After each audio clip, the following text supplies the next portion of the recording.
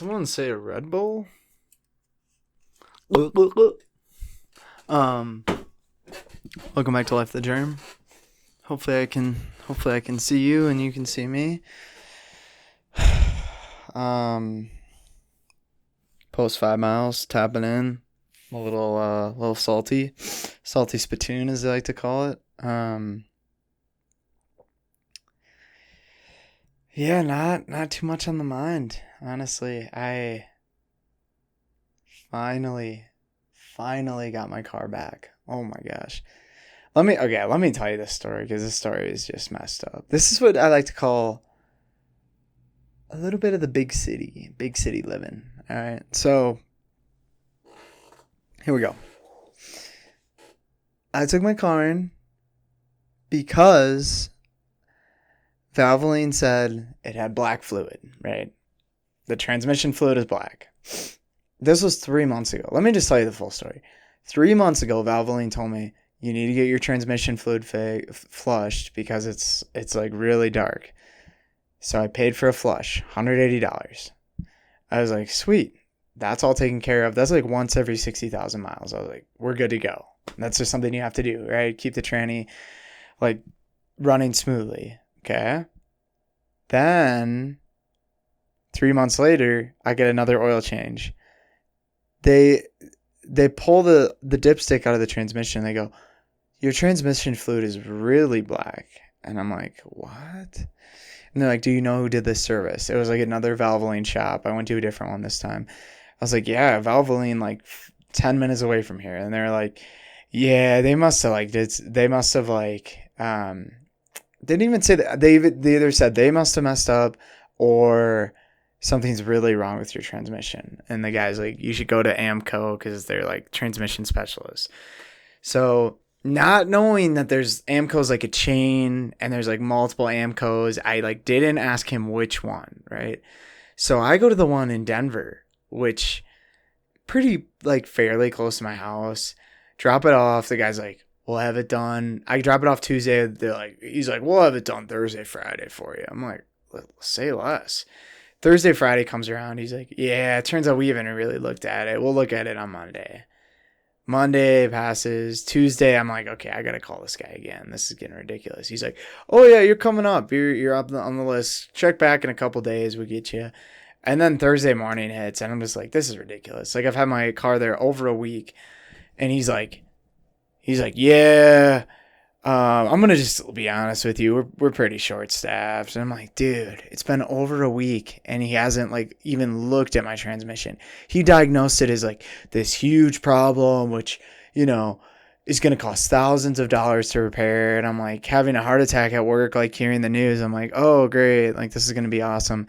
So I'm going a week kind of like trying to figure out if I can, like, how I'm even gonna be able to afford this. And then I call him. I'm like, give me the keys. Like, you're not doing work on my car. I go in the shop and there's like 10 cars on this whiteboard. So I know this is like the line of cars that they're working on. After a week, I'm third on the line. I'm like, this is crazy, man. I just got finessed. The one upside to all of this is that I didn't have to pay a single dollar. So he's doing all this BS saying it like it's shifting weird and stuff. So I call up another AAMCO that's like probably like an hour away from here. But I was like, listen, like you guys have good reviews. I need my car like yesterday. If I drive it up, can I like get it taken care of? Luckily, they like gave me a quote Monday, and then yesterday is done. Today, this morning, finally picked it up for a $400 fix. It was literally just flushing the black fluid, and I'm hoping to God they did it right, and then like replaced the transmission filter. But I'm hoping that's good. Like it sounds fine. The car is running good. So I'm just like, holy crap! All of that like nonsense. A week and a half, like 2 weeks of like trying to find rides from other people, like riding the city bus, just pain, just so much pain, all for just like, oh, all we got to do is flush your fluid. And it's just like, dude, like, And I'm guessing Valvoline just did it wrong. That's my theory. I'm probably going to just check it regularly to make sure that it doesn't like turn black right away. I would assume that's not how this is going to work, but who knows? I'm so glad it's over. And I like drove my car back for the first time in 2 weeks, just like took my normal route home from work. I'm like, praise God, like we're actually back. So that's how my last couple of weeks have been. I've been so busy just doing stuff. And, yeah, luckily tonight I had a little downtime to just like chill. And now, like, with my marathon coming up, I'm like, the mileage is finally ramping down. So I'm seeing a lot of this time come back that I spent like just outside running miles, like actually back in my pocket to like do fun things, like just honestly just hang out with myself. Like I haven't had a lot of time to do that. So yeah, it's been good.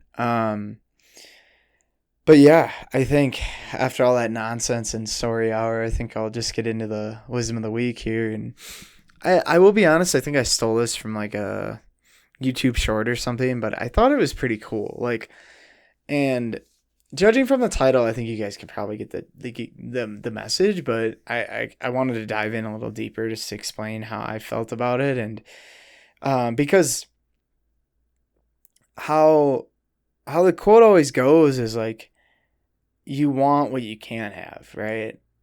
And that's just the reality of it. Like you want that fancy car, you want that nice house, and you want to do this and do that, and like you have all these big goals and aspirations, and then when you get there, it's like it never quite feels like that satisfying. You're like, I got there, and here I am, and this is what it is. And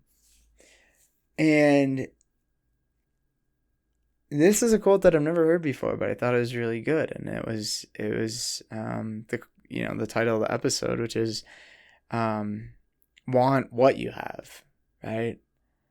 And I think in essence, this is just another way to explain gratitude in a nutshell, really, and just to really harp on the fact that every once in a while, I've seen quotes which I severely disagree with, that it's like, don't look around too much. Like, like don't reflect back on your life too much. Don't think in the past too much. It's like, no, like I think it's important to do all those things, and on a pretty frequent basis. Like if not every week, every month at least, and think back to, okay, where was I a month ago and where am I now? And I mean, you have to be a little bit satisfied with the progress you've made, if that's, some goal you have, or some aspiration, or you're saving up money, you're buying something, you made some good investment. Like in the last month, you must have made one good decision, right? And like that's something that needs to be celebrated, because you're progressing as an individual. And it's so often, and I'm not innocent to this at all. I think I'm actually very guilty of this, where it's just like, it's never enough, right? You're never quite satisfied. And while I've heard like Olympians speak on this, where, I heard, I watched a video on the guy who just, the American who just won gold in, I think, the 2024 Olympics. And, he's talking and he's like, he's always thought like it was never enough until he got gold, right? Like once he got gold, he was going to be satisfied, winning the mile. And then he won gold and he realized like it still wasn't enough. And what that sets yourself up for is like kind of pushing yourself to always be better, which I think, there's an argument for that. But I also think that at a certain point, maybe you're never satisfied, but you can at least acknowledge what you've done, right? And I think it is very hard to, I don't know, like feel satisfied and not feel like in a way, I feel like you have to be satisfied to look back on the things you've done, right? And if you're not quite satisfied, then it's hard to fully appreciate what you've done, And I think it's a big fear for these overachievers to feel like they're getting complacent when feel like they're satisfied. But satisfied can be, it doesn't have to be indefinitely, right? It can be short term where you've done something extraordinary and you take, even a day off to just appreciate what you've done. And that like whole day is you rewarding yourself for something, right? And I'm going to do that tonight. I had a big, like, really nervous thing come up. I guess I haven't like fully confirmed it yet, but this thing in my job where it's just like there's a lot of steps that go into it. Like you have to prep a lot of stuff and then you have to run the experiment. And then it's not until you like run this gel and you see these like bands appear in the gel is when you like fully know if what you probably did was correct, right? And sometimes it just doesn't work and it's really finicky. Anyone like science geeks listening to this probably know this. It's called like polymerase chain reaction or PCR. And it's just finicky, man. And sometimes like there's so many different variables that can go wrong along the way that like you just praying that you get it your first shot, because then like troubleshooting is just a pain because it could just be so many different variables, right? And like I was nervous, like I ran it yesterday and then I load the gel and it like runs for 45 minutes and then I'm like as I'm like imaging, I'm like, do I look at it? And then I look and I'm like, it's literally exactly what I want. Like this never happens in science. And I'm like, let's go. Like I was so hyped. I was doing like everything in my body to like not just like start screaming because I was just so hyped. And it's just days like that you live for, man. And like that's exactly what I'm trying to say. Like appreciate what you have now and like want what you have now. Like I've wanted this moment for so long. Like no one helped me with this. Like I designed the primers from start to finish. I cloned, like I did everything and it worked. And I was like, oh my God. Like I was like, I'm actually becoming like an independent researcher. And it's just like so cool. And while I'm not there yet, I can appreciate like these baby steps, right? And I want what I have right now. Of course I want more. I'm always going to want more, right? But tonight and the rest of this week, I'm going to celebrate what I've done, and I'm going to keep pushing forward, but like understand that this was a good day, right? And it's important to like have your mind like understand that like it needs to be rewarded when you do something well, like you achieve these milestones and these goals, right? So yeah, I think I